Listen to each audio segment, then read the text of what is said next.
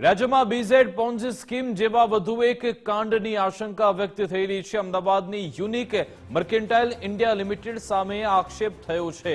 વધુ એક આવી બીઝેડ પોન્જી સ્કીમ ચાલી રહી છે તેવી શક્યતા અમદાવાદની unique mercantile India limited company સામે આક્ષેપ થયેલો છે। રોકાણકારોના રૂપિયા ચાવ કરી જવાનો કંપની પર આરોપ લાગ્યો છે। ફિક્સ ડિપોઝિટની રકમ પાકતી મુદ્દતે ન આપ્યાનો આક્ષેપ છે।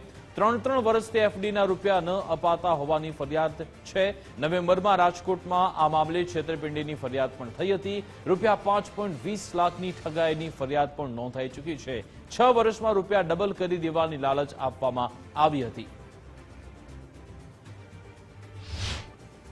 રાજ્યમાં બીજેડ કૌભાંડ બાદ વધુ એક કૌભાંડની આશંકા જે છે તે સામે આવી રહી છે। યુનિક મર્કેન્ટાઇલ નામની એક સંસ્થા હતી, તેના દ્વારા લોકો સાથે છેતરપિંડી કરવામાં આવી હોય તે પ્રમાણેની મુખ્યત્વે હાલ પ્રાથમિક વિગતો સામે આવી રહી છે। સ્થાનિકો છે જે ભોગ બનનાર છે તે છે લોકો, શું કહેશો? આખો ઘટનાક્રમ શું હતો, ક્યારથી શરૂઆત થઈ, આપ ક્યાંના છો? જામનગરથી અમે આવી છીએ। જામનગર યુનિક કંપની છે, આમાં રોકાણ કરવા ફિક્સ ડિપોઝિટ બચત ખાતું છે, એમાં ડબલની લાલચ આપી 6 વર્ષ, 6 વર્ષ પૂરા થઈ ગયા। એમાં ડિપોઝિટ છે, ખાતામાં પૈસા ભરેલા છે, 10-15 લાખ રૂપિયા લેવાના છે, ત્યાં અમે ધક્કા ખવડાવે છે। અને વहाँ જઈએ તો પોલીસમાં અમે જઈએ તો જવાબ દેતા નથી કોઈ, એની ફૂલ લાગવો કુછ જાય રકમથી કોઈ જવાબ દેતું નથી। મેં ધક્કા 15 દિવસે ખાઈ તારીખો જ આપ્યા રાખે। એકવાર લેટર પેડમાં લખી દીધું કે 6 મહિનામાં તમને પૈસા આપી દેશે, એના 6 મહિના વીતી ગયા, એના માથે બીજા 6 મહિના થઈ ગયા તો હજી કોઈ જવાબ દેતું જ નથી। આખી સ્કીમ શું હતી, કેવી રીતે આપે પૈસામાં રોક્યા, શું કહેવામાં તમને આવ્યું હતું, આની મુખ્ય ઓફિસો અથવા બ્રાન્ચો ક્યાં ક્યાં છે, કેટલા સમયથી ચાલતું? આખા ભારત દેશમાં 14 રાજ્યની અંદર અલગ અલગ જગ્યાએ ઓફિસ છે। મારું નામ કૌનિક ગોસાઈ છે, જામનગરથી આવું છું, હું એજન્ટ છું। મારા હસ્તક ઘણા બધા રોકાણકારો છે। જામનગરમાં પણ ઓફિસ હતી જે 6 મહિનાથી અત્યારે બંધ છે, અને અમે અત્યારે અહીંયા હેડ ઓફિસ જ્યાં અમદાવાદ છે ત્યાં આવેલા છીએ। સ્કીમ હર મહિને ભરી શકી, બચત કરી શકી એ રીતના હતી। વન શોટ હતી કે ફિક્સ ડિપોઝિટ તરીકે 6 વર્ષ 7 મહિને ડબલ આપે છે, અને 6 વર્ષ 7 મહિના થઈ ગયા પછી પણ માથે 2 વર્ષ, 2.5 વર્ષ, 1.5 વર્ષ થયેલું છે ઘણા લોકોને, પણ એક પણ રૂપિયો મળેલ નથી। અમુક વ્યક્તિને 50% પેમેન્ટ મળેલું છે, કોઈને પાર્ટ પેમેન્ટ મળેલું છે, પણ હર વખતે વાયદા કરે છે કે આ તારીખે મળી જશે, અમારે પ્રોપર્ટી વેચાઈ ગઈ છે, એનું પેમેન્ટ આવવાનું છે, એમાંથી ચૂકવાઈ જશે, અને આપેલું નથી। ફેબ્રુઆરીમાં એક લેટર આપેલો હતો કે કંપનીને 6 મહિનાનો ટાઈમ જોઈએ છે, 6 મહિનામાં પૈસાની વ્યવસ્થા થઈ જશે અને ઓગસ્ટ પછી બધાને ચૂકવાઈ જશે। ઓગસ્ટ પણ આવેલો ગયો, ડિસેમ્બર આવી ગયો, હજી સુધી કોઈને પેમેન્ટ ચૂકવાનું નથી, અને હજી 15 દિવસના વાયદા કરે છે। યુનિક મર્કેન્ટાઇલ કોની માલિકીનું છે? રાજકુમાર રાય। ખાસ કરીને આપ આવ્યા છો, કેટલા સમયથી આ રોકાણ કર્યું હતું, કંપની તરફથી અથવા તો સંસ્થા તરફથી શું જવાબ આપવામાં?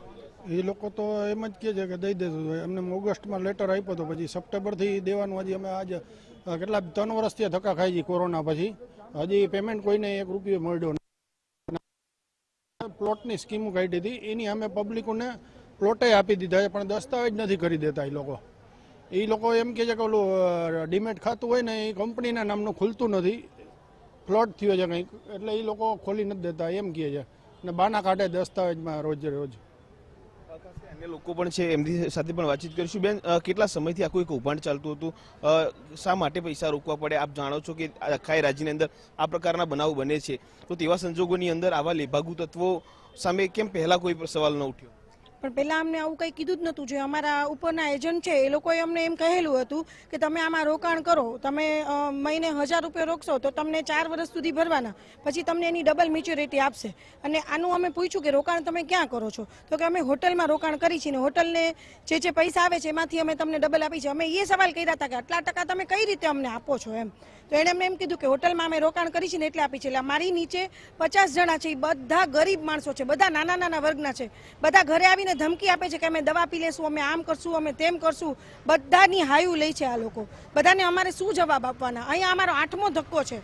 કેટલા રૂપિયાનું રોકાણ બધા લોકોએ કર્યું હશે? અંદાજિત મારી નીચે છે 30 લાખનું રોકાણ, બધા નાના માણસો છે, કોઈ ₹1 લાખ ડબલમાં મૂક્યો છે, કોઈ છે, 5000 ની એસઆઈપી છે, બધા નાના વર્ગના છે, કામવાળાથી લઈને શાકવાળા પે મારામાં રોકાણ કરેલું છે, અને બધા રોજ ઘરે આવીને આ જ સવાલ કરે છે કે ક્યારે પૈસા આવશે।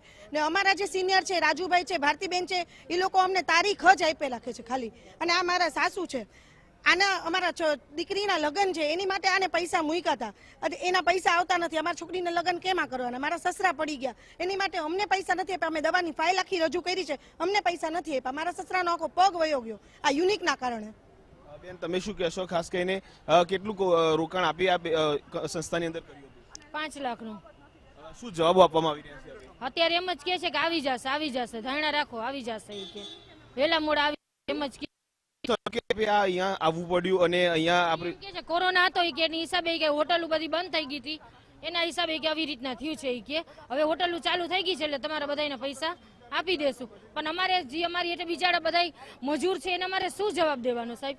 જીવ આમાં હથોડિયું મારીને ભંગાર કલું કરતા હોય એના પૈસા છે એ બિચારાઓને અમારે શું જવાબ દેવાનો? તમે શું કહેશો? મારા 20 થી 25 લાખ છે રોકાયેલા, એમાં 15 લાખ મારા ખુદના છે અને બીજા કસ્ટમરના છે 10 લાખ. પણ અત્યારે બધા મોમેડિયન છે કે ગમે લાકડી લઈને ઘરે આવે એટલે એ તો સહન અમારે કરવું, જવાબ અમારે દેવો. આ લોકો તો એસી ઓફિસમાં બેઠા હોય એને કાંઈ નથી, કહીએ છીએ તો કાંઈ જવાબ નથી આપતા, કોઈ ફોન નથી કરતા. તમે શું કહેશો? મારું નામ કિરણ મહેતા છે, હું જામનગરથી આવું છું. હું પોતે પણ એજન્ટ છું. મારા ખુદના 5.5 લાખ રૂપિયા છે અને મારા કસ્ટમરના 5 લાખ છે. એવી રીતે થઈને ટોટલ મારે 10 લાખનું છે.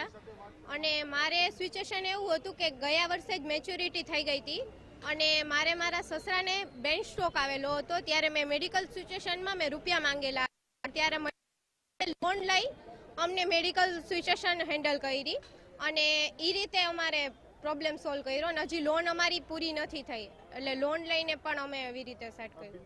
બીઝેડ બાદ આ એક વધુ એક કૌભાંડ ની આશંકા સેવાઈ રહી છે, જેની અંદર ન માત્ર ભોગ બનનાર છે પરંતુ એજન્ટો પણ ભોગ બન્યા છે. એજન્ટોએ તેમની નીચે નાના લોકો સાથે રોકાણ કરાવ્યું અને હવે આ મુખ્ય કંપની સંચાલક પણ જે છે તે કૌભાંડ કરવામાં આવ્યું છે, તેમની સાથે પણ છેતરપિંડી કરવામાં આવી છે. હાલ તમામ લોકો જે છે તે અમદાવાદ ખાતે આવ્યા છે જામનગરથી. આખા રાજ્યની અંદર અલગ અલગ જિલ્લા તાલુકા મથકોની અંદર ત્યાં તેની ઓફિસો આવેલી છે. દેશની અંદર પણ 14 રાજ્યોમાં આ યુનિક મર્કન્ટાઇલની ઓફિસો આવેલી છે, પરંતુ હાલ તેમને યોગ્ય જવાબ જે છે તે મુખ્ય ઓફિસ એટલે કે હેડ ઓફિસથી નથી મળતો અને ચોક્કસથી આ તમામ બાબતે હવે તેઓ કાયદાકીય પગલાં લેવા માટે પણ તૈયારી દર્શાવી રહ્યા છે. કેમેરામેન યોગેશ ઠક્કર સાથે કલ્પિત ત્રિવેદી, ગુજરાત ફર્સ્ટ, અમદાવાદ.